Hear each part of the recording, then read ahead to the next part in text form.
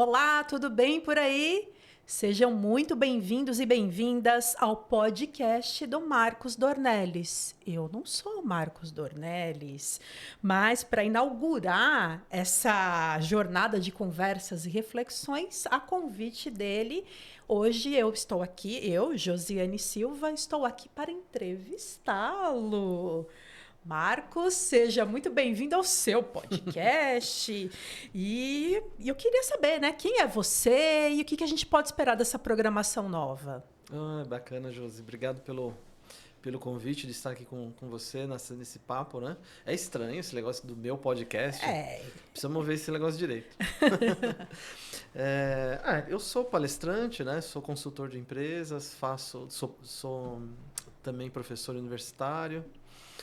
E eu falo de temas de gestão, de modo geral, né? Então, eu procuro ajudar as empresas a ter melhores resultados, a repensar o negócio, a pensar coisas diferentes. Essa é a ideia, né?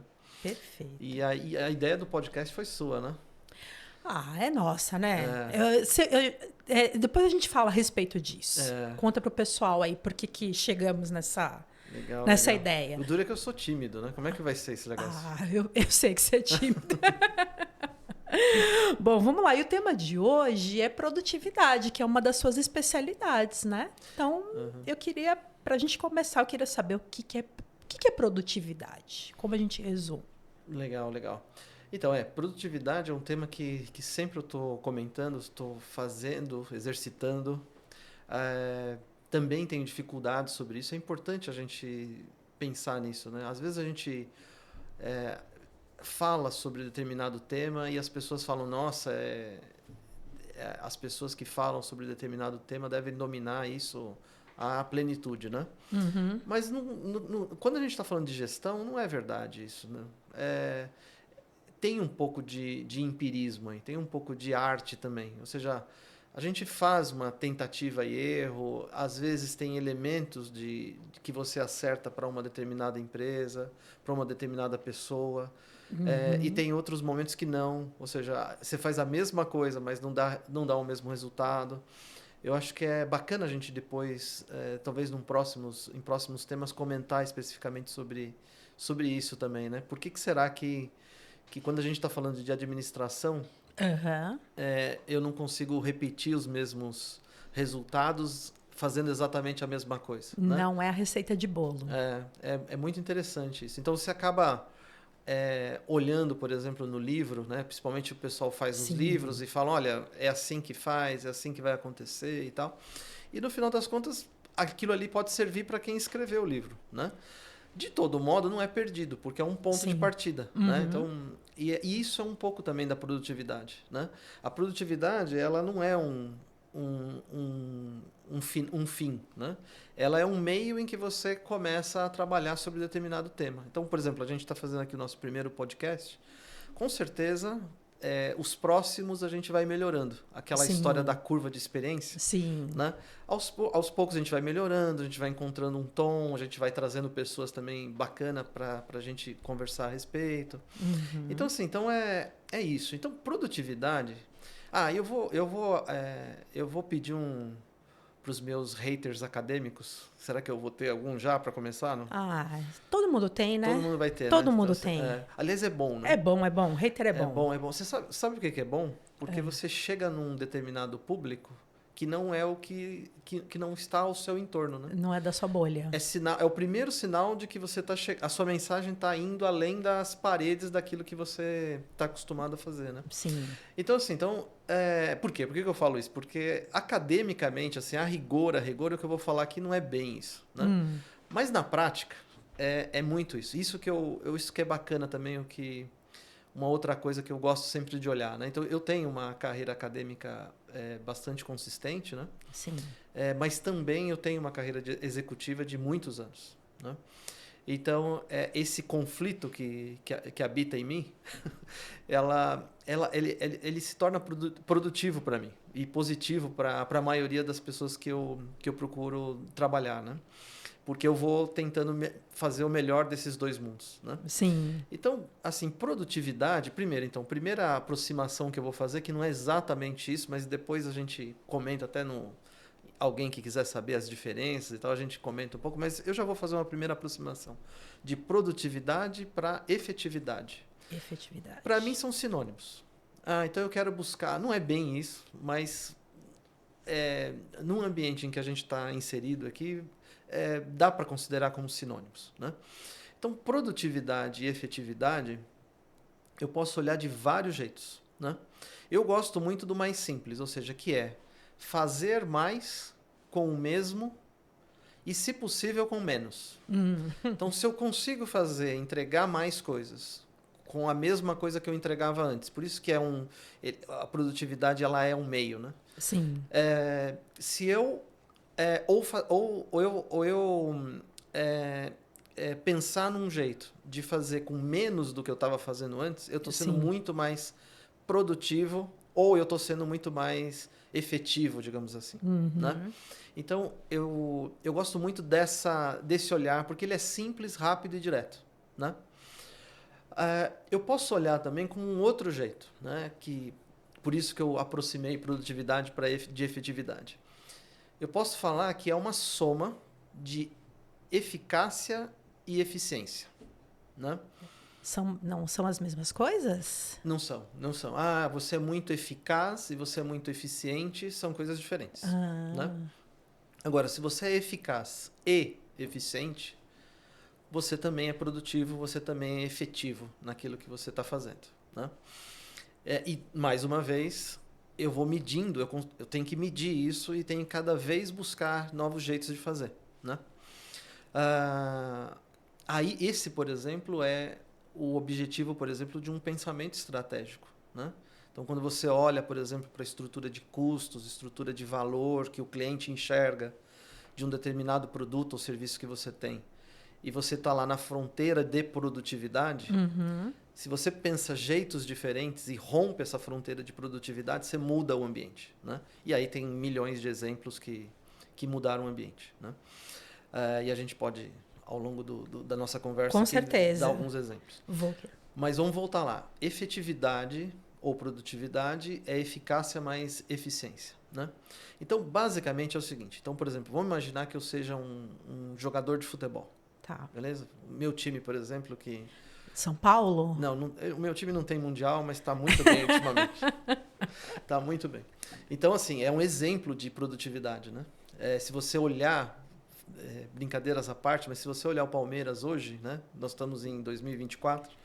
Se você olhar para o Palmeiras hoje, ele é um modelo de efetividade, né? Assim, né? E como é que mede isso? Mede com quantos resultados tiveram positivos, né? Quantos títulos e tal. Nota que também tem vários jeitos de eu pensar produtividade, né? Também nós vamos falar um pouquinho sobre isso nessa conversa nossa. Mas o que é? Então, vamos imaginar que eu seja lá jogador do Palmeiras, né? Sim. A cada 10 chutes a gol, eu acerto 9. Aí você vai me falar, nossa, você chuta muito bem, né? Sim. A cada 9, 8 são gols. Ou seja, então, além de eu chutar bem, eu tenho um jeito de chutar que o goleiro não consegue pegar. Ótimo. Né? O que também é ótimo, né? Mas aí você vai falar, nossa, você tem que ser titular, né? Mas eu não sou titular. E aí a pergunta é, por que o Abel não me convocou para ser o centroavante titular do time, né? Porque eu chuto muito bem no meu próprio gol. Eu faço excelentes gols contra. Né? Então, percebe que se eu só falar uma parte, você me coloca na seleção brasileira. Sim. Se eu conto para você a história toda, a coisa não... Você não passa nem perto... na Turiaçu ali. Exatamente, nem perto do estádio, né? Então, por isso que eu gosto também dessa questão. Então, além de fazer mais com menos, eu tenho que fazer certo a coisa certa. E aí começa a complicar um pouquinho. Porque tem uma dimensão, nota que tem uma dimensão qualitativa aí, né? Que é o que é certo e o que é fazer certo a coisa certa. Né? É relativo. Então, quando eu começo a olhar para esse cenário... fica mais interessante isso, né?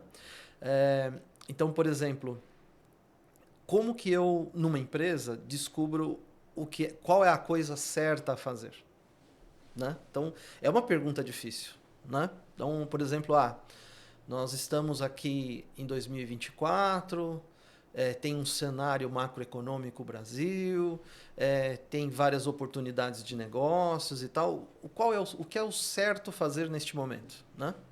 Então, não é fácil essa pergunta também, né? Responder essa pergunta, né? A outra pergunta é um pouquinho mais fácil, né? Fazer a coisa certa, né? E fazer certo a coisa. Esse fazer certo a coisa, aí já fica um pouco mais fácil. Por quê?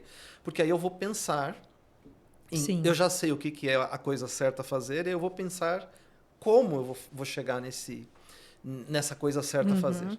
E aí eu vou melhorando, eu vou tentando arrumar jeitos diferentes de melhorar cada vez mais e acertar o gol cada vez mais, né? Só que eu já mirei no gol certo que eu tenho que fazer, né? Então, essas duas variáveis, digamos assim, o que parece muito simples, né? Na prática mesmo, a coisa exige boas respostas a essas simples perguntas, né? A pergunta é simples, mas altamente complexa, né? Sim. Porque envolve um monte de coisas aí que a gente tá discutindo, né? Envolve ambientes externos, ambiente interno, envolve visões de longo prazo, né? Essas questões de para onde a empresa está caminhando. Então, nota que eu tenho que alinhar todas essas coisas, né? E eu acho que é isso, respondendo a minha própria pergunta, eu acho que é isso que é a graça de trabalhar como executivo dentro da área de gestão. Porque eu acho que é por isso que eu posso fazer a mesma coisa e ter resultados diferentes em empresas diferentes. Porque o contexto em que cada empresa está, embora possa ser do mesmo setor e tudo mais, são contextos diferentes, com pessoas diferentes, né? Então, não existe também produtividade. Não sei se está claro para você, José, mas assim, não existe e não vai existir produtividade sem liderança.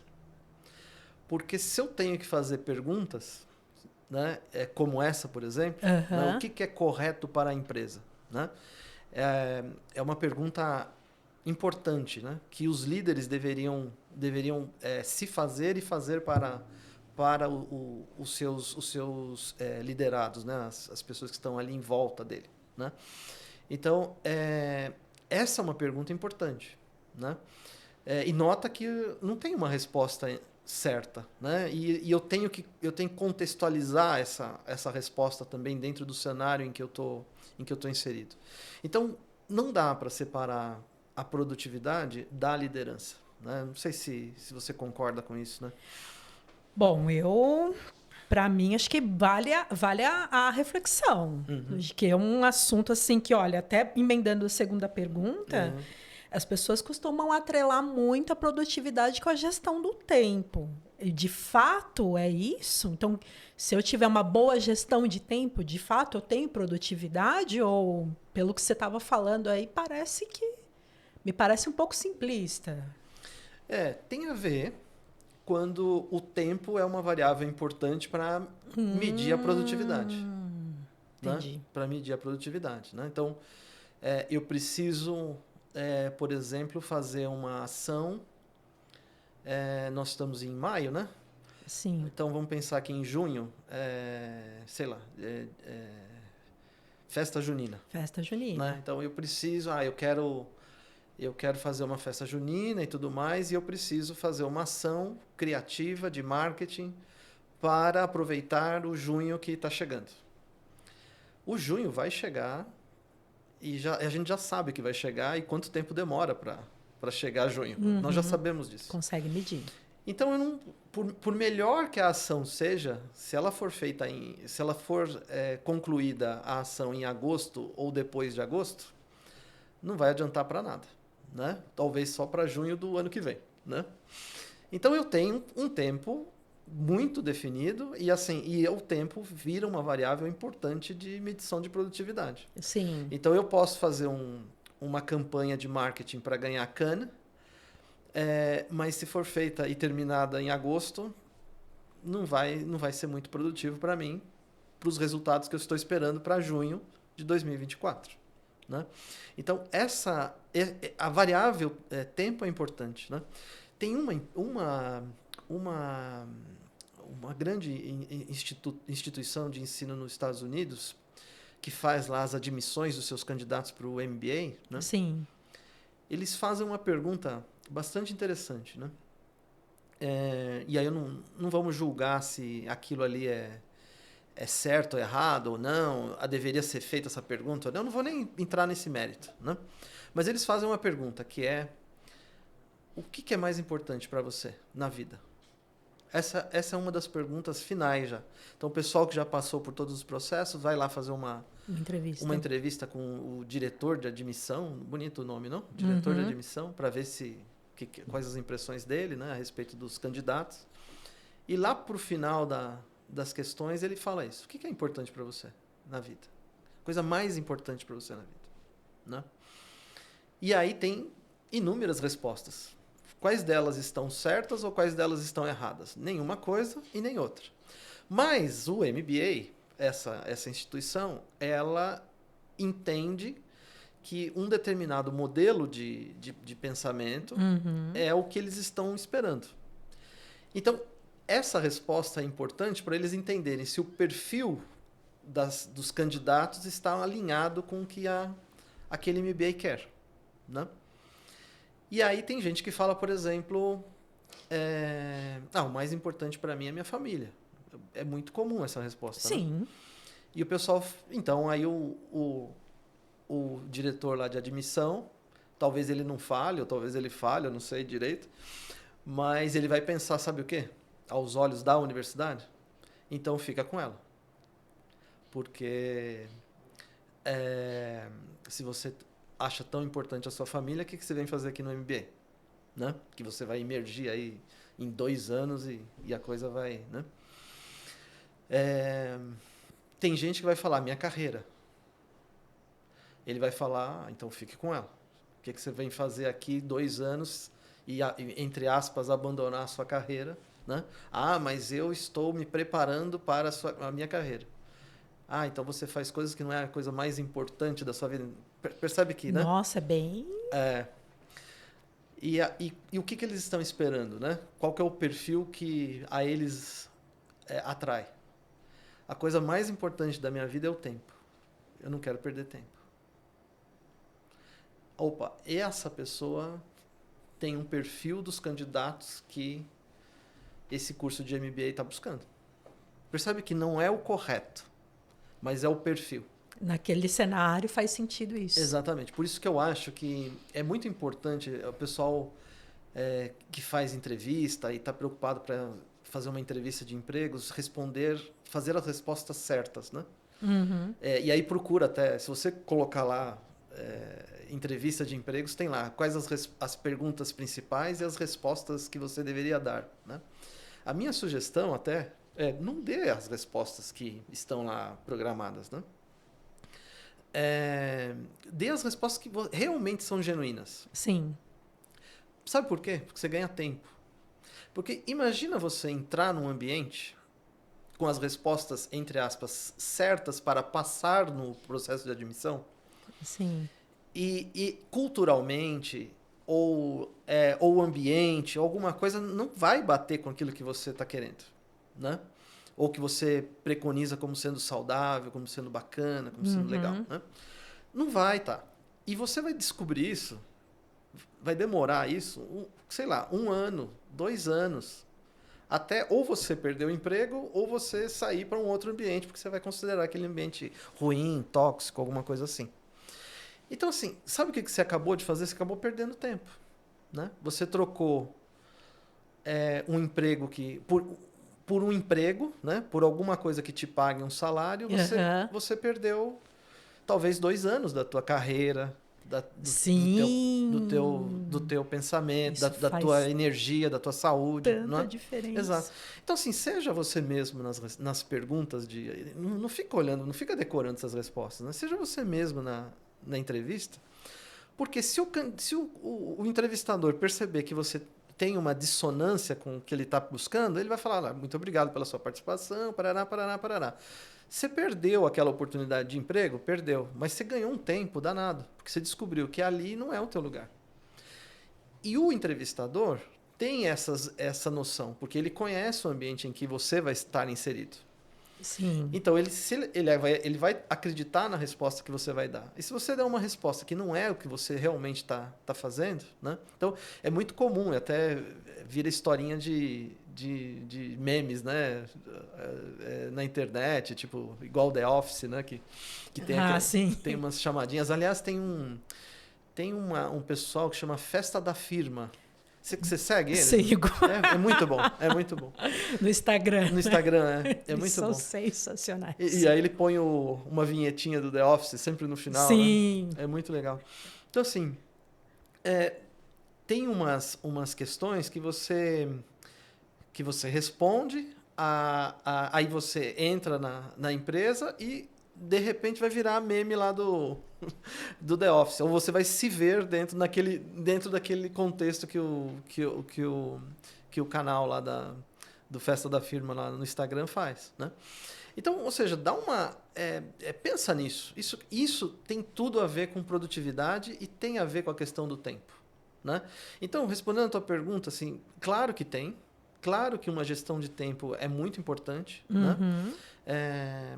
E aí, é muito interessante também, assim, vou te dar mais 2 exemplos só para a gente acabar o assunto, né? Eu trabalhei muitos anos com alemães, né? E alemães é legal, viu? Trabalhar com os alemães, né? Porque assim, 12,52 Sei. não é 12,51 e não é 12,53. É 12,52, né? E você acaba entrando nessa cultura, né? Que é muito interessante. Também a cultura acaba também te moldando, né? Aí depois a gente pode... eu tenho exemplos reais disso, né? Nossa, então né? já temos aqui para próximos Conversas. Isso. Né? Mas é coisa maluca que eu vi, que eu presenciei, né? E então isso é gestão de tempo? É uma gestão de tempo muito forte, rigorosa. muito forte mesmo, rigorosa. Então, 5 horas da tarde acaba o expediente, estou exagerando aqui também, mas 5 horas da tarde acaba o expediente, acabou o expediente. E eu vou embora para casa. Nossa, né? Aqui no Brasil, talvez se você fizer isso, você não passa... Olha, a gente até brinca no ambiente corporativo, né? Tá desmotivado, né? E tal, o que está acontecendo e tal. Os alemães fazem isso, né? E os alemães, se você comparar a PIB versus o número de pessoas dentro do país, né? A produtividade per capita, vamos pensar assim, eles são algumas vezes mais produtivos que nós, né?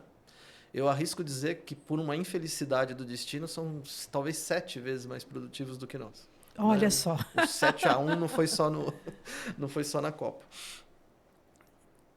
Só que do outro lado, por exemplo, tem os espanhóis, né?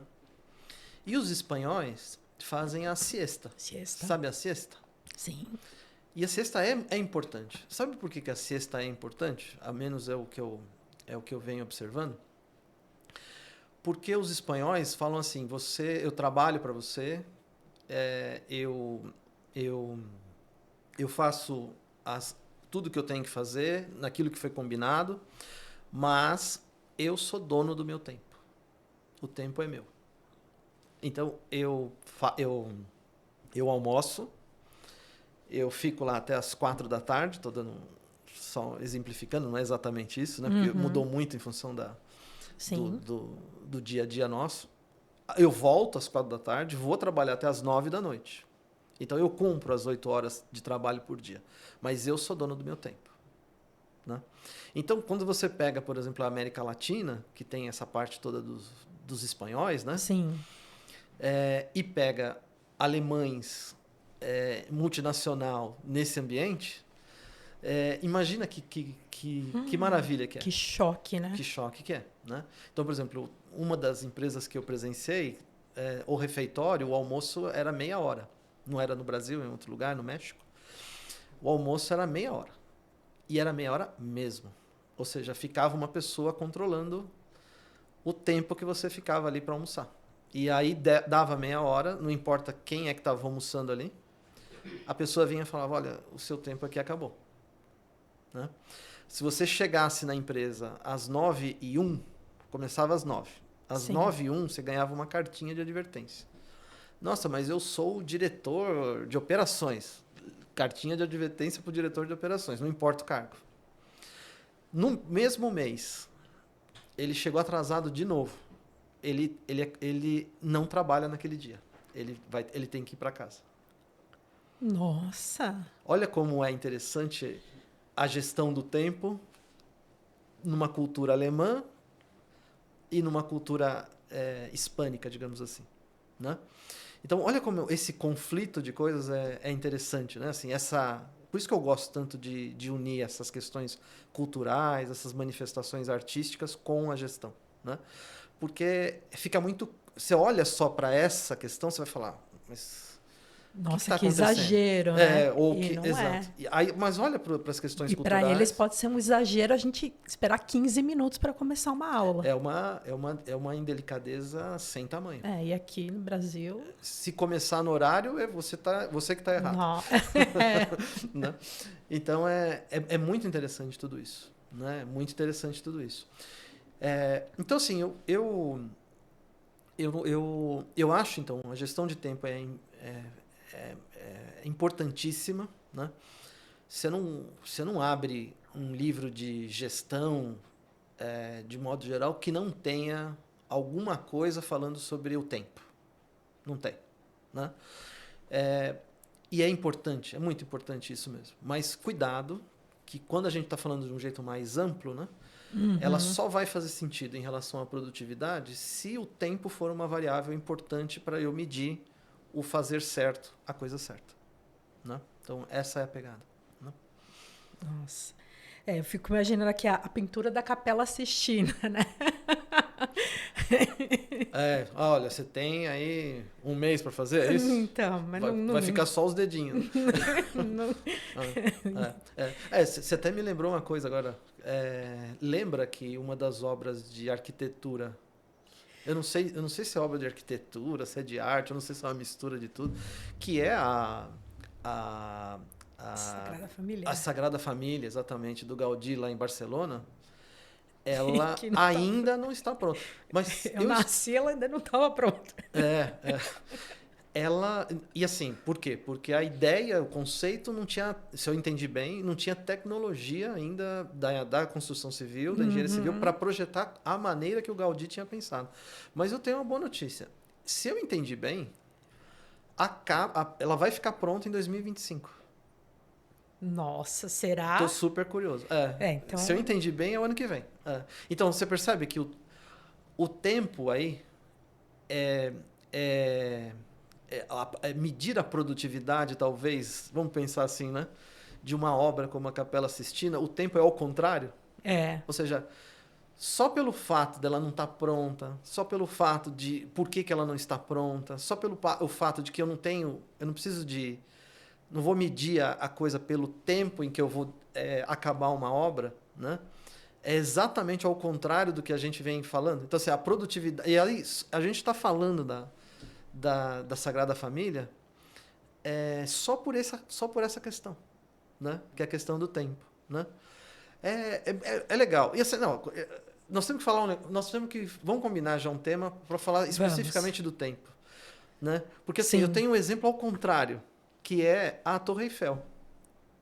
A Torre Eiffel, ela foi montada para ser desmontada, né? Eu não vou entrar muito no mérito aqui, porque senão a gente vai falar tudo num podcast Vira só. Um hipertexto, eu não né? tenho mais, eu não tenho mais, eu não vou ter mais conteúdo para os outros. Mas assim, ela foi montada, foi idealizada para ser, depois que acabasse uma determinada coisinha lá, que depois a gente conversa sobre isso, que é muito importante para a gestão. Sim. Para ser desmontada. Até agora não pensaram nisso mais, né? Virou ícone da cidade, virou referência mundial. Referência mundial. E Você falou Torre Eiffel é, e todo mundo já sabe que é Paris. já sabemos que é. Então, não preciso falar nem a cidade. Nem a cidade. pessoa já liga, né? E o pior, construir uma torre daquela, é só você pegar uma planta, você consegue construir em qualquer lugar do mundo. Mas a Torre Eiffel, ela é patrimônio da cidade, né? Então, olha como o efêmero também, né? que é essa questão do tempo, né? Ele se eternizou. Né? E tem muita coisa, tem muitas torres Eiffel e muitas igrejas da Sagrada Família dentro das organizações. Né? Dentro das organizações. Nossa, é o que mais tem. Não é? E eu diria o bom e velho provisório definitivo. E eu diria mais, para ser um pouco mais poético e filosófico e psicólogo, que eu não sou, tem muitas torres Eiffel. Esse é o plural? Você que está fazendo letras? Torres Eiffel. Torres Eiffel. Torres Eiffel e igrejas da Sagrada Família dentro de nós. Tem coisas que eram para um tempo, que era para passar e ficou. E tem coisas que a gente está construindo desde que a gente idealizou. Né? E não vai acabar, talvez. Né? Então, é isso. Né? Assim, então, quando a gente faz essas analogias do tempo com produtividade e outros fatores, olha como... E conhecendo um pouquinho essas questões, olha como a coisa ganha um pouco mais de relevância. Né? E a gente foge do lugar comum. Né? Eu tenho que administrar bem o tempo. Isso. Vou fazer curso de administração de tempo. E serei mais produtivo. Exatamente. Pergunta básica de todo gestor, né? Quanto vai custar e quanto tempo vai demorar, né? É importante? Claro que é. Mas lembra, o que tem que ser feito e o que é correto fazer para a empresa. Né?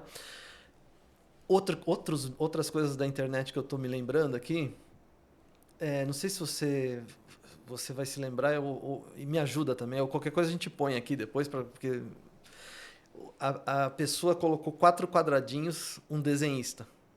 Aí ele falou, desenha um cavalo em 2 segundos. Já vi esse meme. Você já viu isso? Né?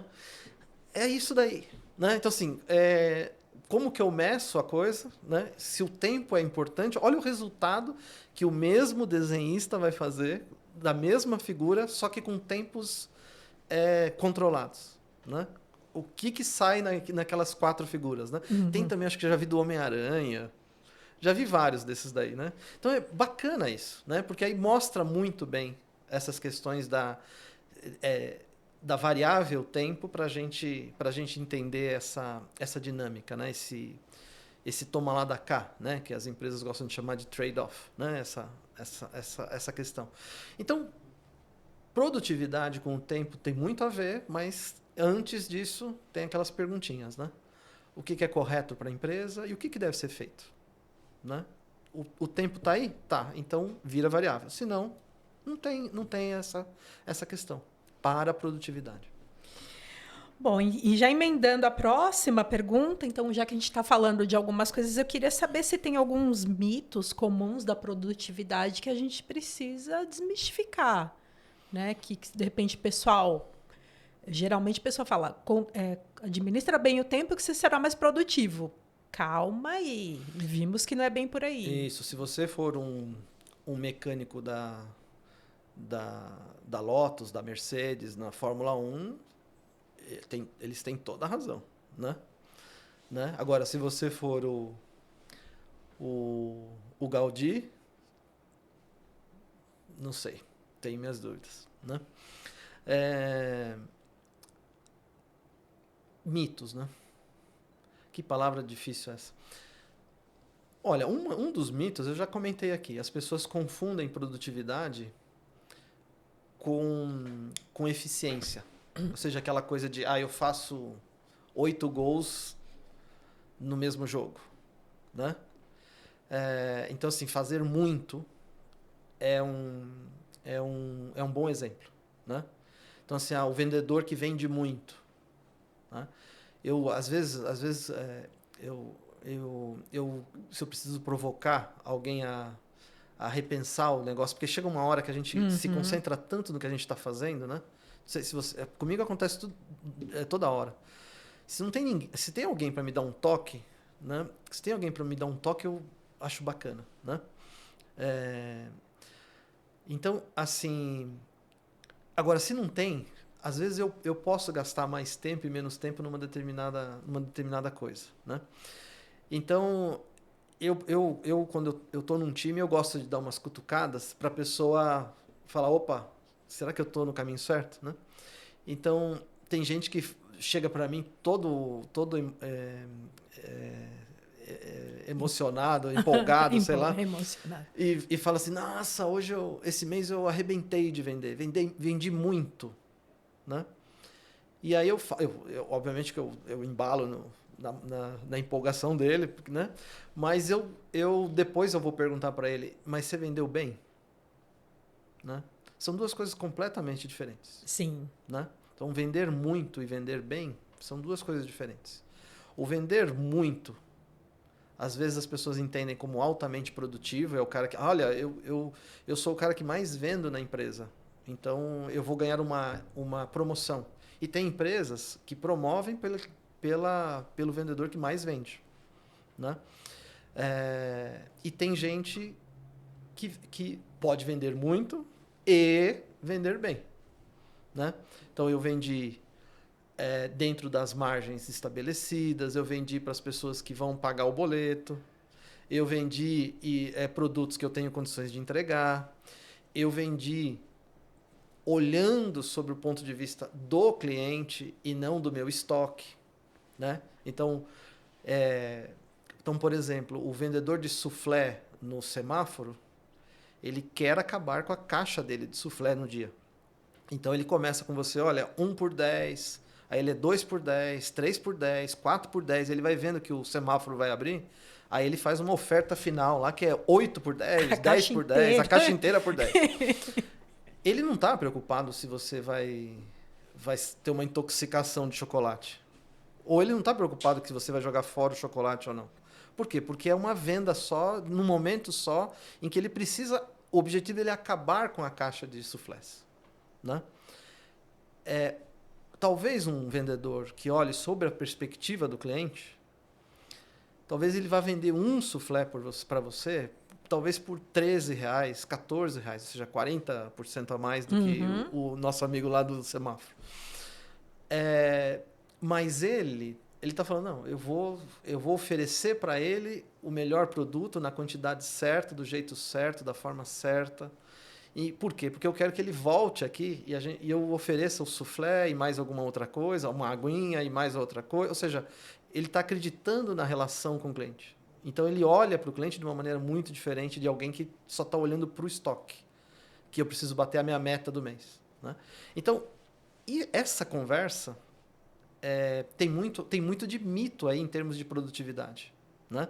Então, eu bati minha meta, eu vendi muito de um determinado produto, eu vendi muito de um determinado produto do mesmo item para um mesmo cliente. Isso que eu estava pensando. Será que isso tudo... Vendi menos, mas para um cliente novo. Por exemplo. Né? Então, novamente, olha como as perguntas anteriores respondem as coisas. Mas a gente esquece das perguntas anteriores e começa a só pensar nesse imediatismo de tem que bater minha meta, tem que fazer não sei o que e tal. E a forma de fazer a meta também ela é um mito. Né? Então, o gestor que determina a meta, por exemplo, de vendas, tem que pensar se aquela meta tem a relação com produtividade ou não. Né? O que é um exercício que aparentemente é pura matemática, mas a gente tem dificuldade de fazer. Porque uma coisa é faturamento, outra coisa é lucratividade. Né? O famoso EBITDA ou EBITDA, como as pessoas falam, né? Por exemplo. Né? Que se eu olho só para faturamento é uma coisa, se eu olho só para lucratividade é outra coisa, se eu olho para a relação entre elas, dá uma outra questão. Né? Então, por isso que esse é um outro elemento também de um gestor eficaz, né? De um gestor efetivo, melhor dizendo, é você comunicar bem as coisas, se responsabilizar pela comunicação, se responsabilizar pelas decisões que você tomou. Eu posso emendar uma pergunta? Aliás, claro. Eu quero emendar duas em uma. Eu queria saber... Olha que maravilha, você já está melhorando sua produtividade de perguntas, é isso? Perfeito, né? Eu queria saber a relação da produtividade com a motivação e também e aproveitando a motivação, qual que é a forma mais efetiva para motivar um colaborador? Queria... Esse é tema de uma palestra minha que eu convido a você depois a gente conversar mais a respeito. Sim.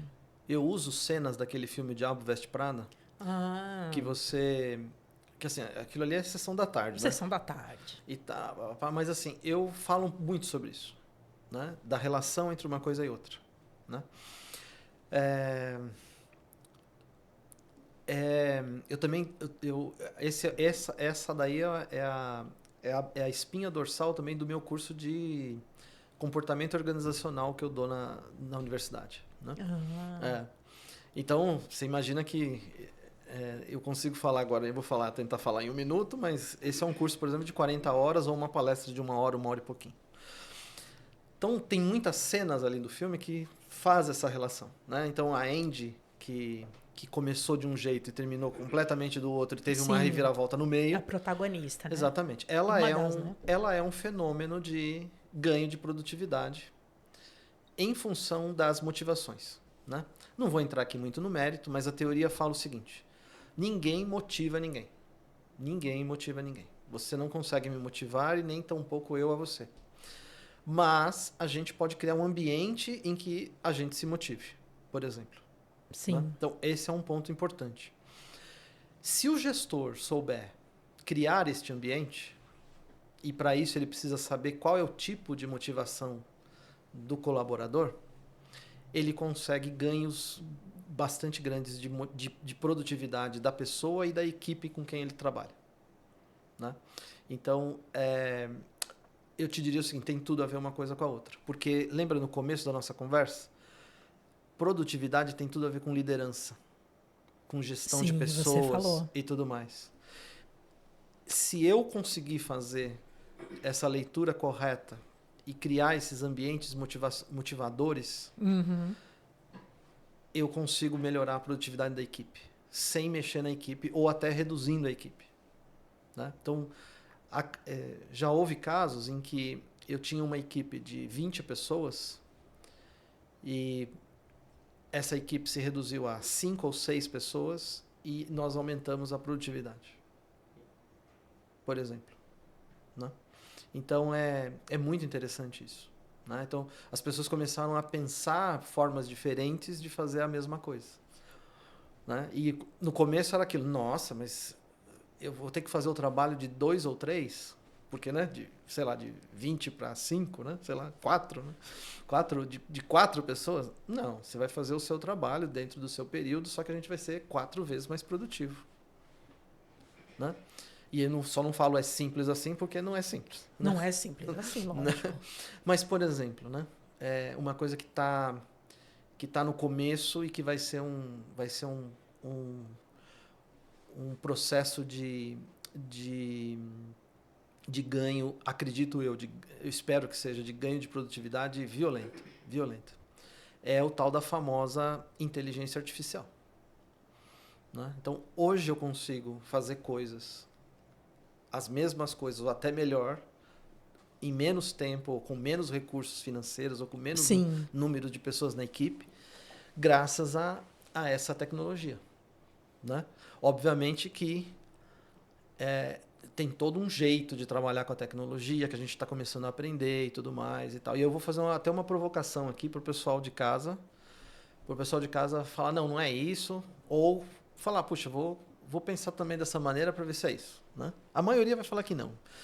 E eu vou ser bem sincero com você, confesso a você que eu também estou na dúvida. Por isso que eu até vou colocar aqui para a gente discutir. Hoje em dia, a inteligência artificial, no meu modo de entender, e assim, de um jeito bem assim, superficial de falar, mas só para a gente colocar isso para conversar, ela é uma calculadora qualitativa. Sim. Inventou-se a calculadora quantitativa, Então, por exemplo, 1 mais 10 você poderia fazer no papel, no ábaco, na mão, aonde você quisesse. Mas a calculadora é o que ela faz? Ela chega no resultado rapidamente, talvez com um nível de acerto bom se você não tiver um problema nos dedos, né? Sim. De digitar certinho ali, né? Falo isso porque eu vira e mexe, eu faço a mesma Digita conta errado. 2 vezes e dá 2 resultados diferentes. A inteligência artificial, do jeito que a gente que eu estou entendendo agora, ela é a calculadora. Ou seja, ela não te fala que conta fazer. A calculadora nunca te falou que conta fazer. Não, você tem que jogar. Mas ela faz a conta, né? E rapidamente, e acerta sempre, se você acertar os dedos, né? A inteligência artificial, ela é uma calculadora, só que ela é qualitativa, né? Então, eu posso falar para ela isso. Posso entrar numa inteligência artificial agora e digitar lá mitos da produtividade. Como ser mais produtivo? De onde veio essa questão da produtividade? E se eu sou um bom perguntador, eu vou ter resultados bons também. Mas, né? Ela Bom até perguntador. ela, aliás, eu não sei se você faz umas brincadeiras aí com a inteligência artificial, eu até sugiro você a fazer isso. Por exemplo, vamos falar de um determinado tema, né? Um autor que eu gosto muito, por exemplo, que é o Bourdieu, que é um filósofo não, sociólogo francês, que eu até hoje não entendi direito nada dele, mas é tão legal. Talvez por isso que eu tô gostando dele, que eu não tô entendendo nada.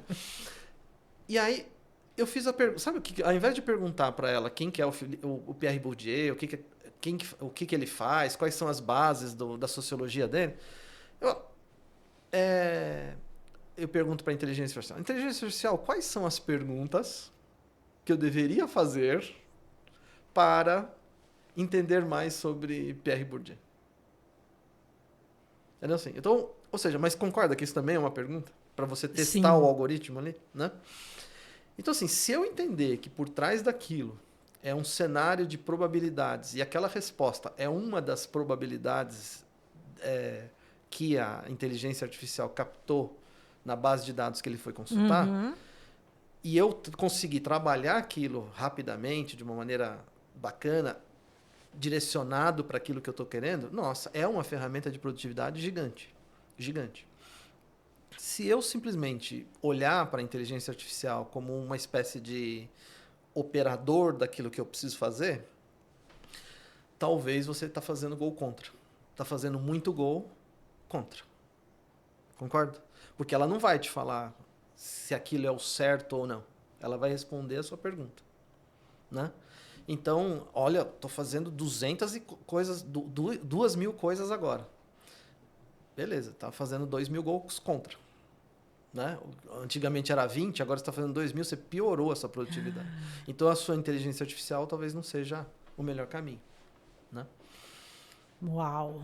Nossa, isso aí é um corte, hein? Mas a gente precisa trazer alguém de inteligência artificial para debater aqui. Hein? Precisamos. Vamos. Precisamos. Bom, e eu queria, então, a gente está quase acabando. Ah, que ótimo. Eu não tenho mais nada para falar mesmo, então... Não, tem muita coisa para falar. Eu queria saber como que um gestor ele pode identificar que a equipe dele está sendo produtiva ou não. Como que...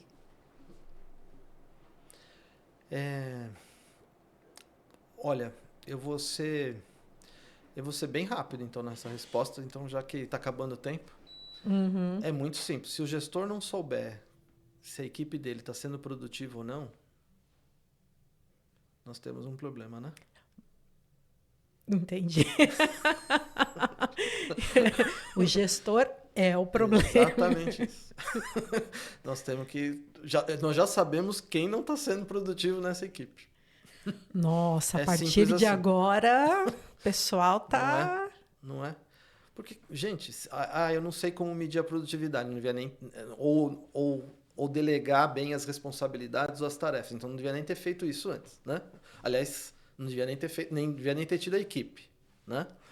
Então, assim, como é que eu sei se a minha equipe é produtiva ou não? Na altura do campeonato, eu já descobri uma que não está sendo. Né? E aí que tá, né, José? Aí que vem essas questões. Aí que vem o gestor que faz pressão e não gestão, né? Cadê a meta? Cadê o resultado? O que você está fazendo para chegar no resultado? Não, como assim? O que você está fazendo para chegar no resultado? Quando vocês largaram juntos, no mesmo barco, para ir do A para o B, vocês já não sabiam qual que era o plano? No meio do caminho, ele vai perguntar o que nós estamos fazendo para chegar no resultado?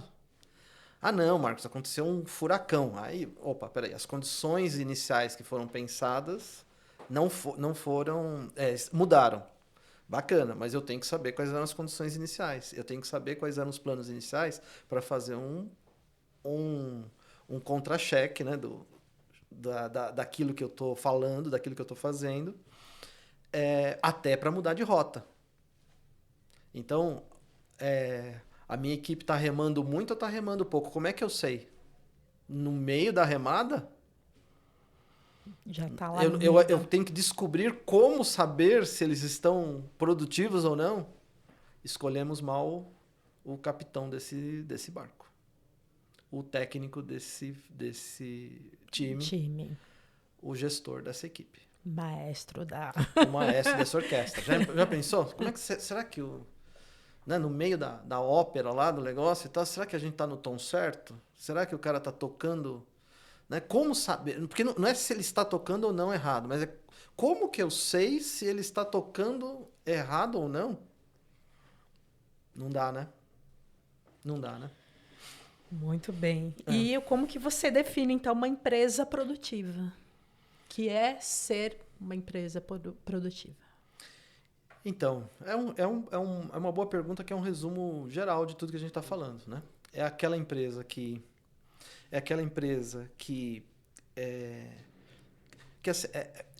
eu vou dar talvez abrir mais uma janelinha aqui de temas que a gente pode vir a conversar depois, né? Mas eu não gosto de ficar falando sozinho, não, viu? Você tem que me ajudar também. A gente tem que trazer mais gente para participar. Vamos agitar esse podcast. É seu. Então, aliás, quem está nos assistindo aqui e tem interesse em participar, trocar ideias aqui, né? Manda uma mensagem para a gente organiza aqui, né? O Daniel, que está na gestão aqui do nosso podcast, podemos receber alguém aqui, né, Daniel? É, claro. Muito bom. Então, assim, o que é uma empresa produtiva, né? Então, olha para a liderança. Olha para essas pessoas, né? O líder é aquele que... eu vou definir o líder pelo sexo, pelo gênero, pela idade, pela etnia, pela raça, né? Segundo o Pierre Bourdieu, isso pode acontecer. Isso pode acontecer. Ou seja, o homem hétero, branco, caucasiano, ele está dentro de um campo onde outros que não são assim podem ser considerados liderados, por exemplo, num determinado campo, né? E é interessante isso, né? Aquela história de passar de pai para filho, não é? O fruto não cai muito longe da árvore, né?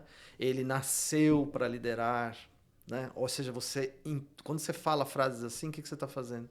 Você está imputando ao DNA a condição de líder e não ao ambiente em que ele está inserido, né?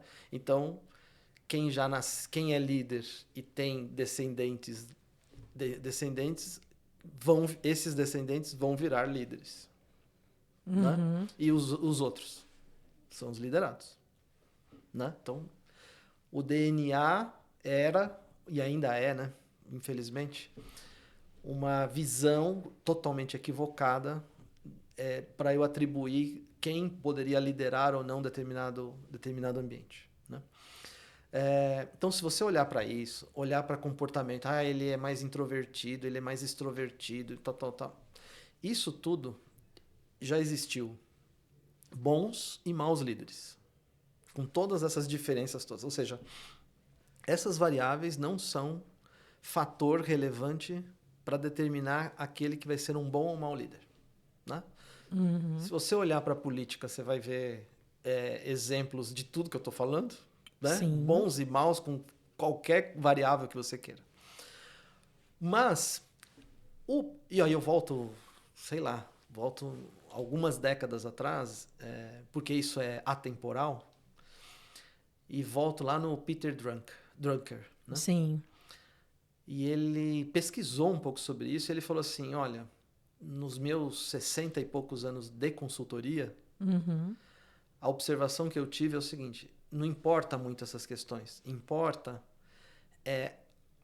as perguntas que os líderes fazem, né? Então, e essas são algumas perguntas e aí sim alguns jeitos de ser, né?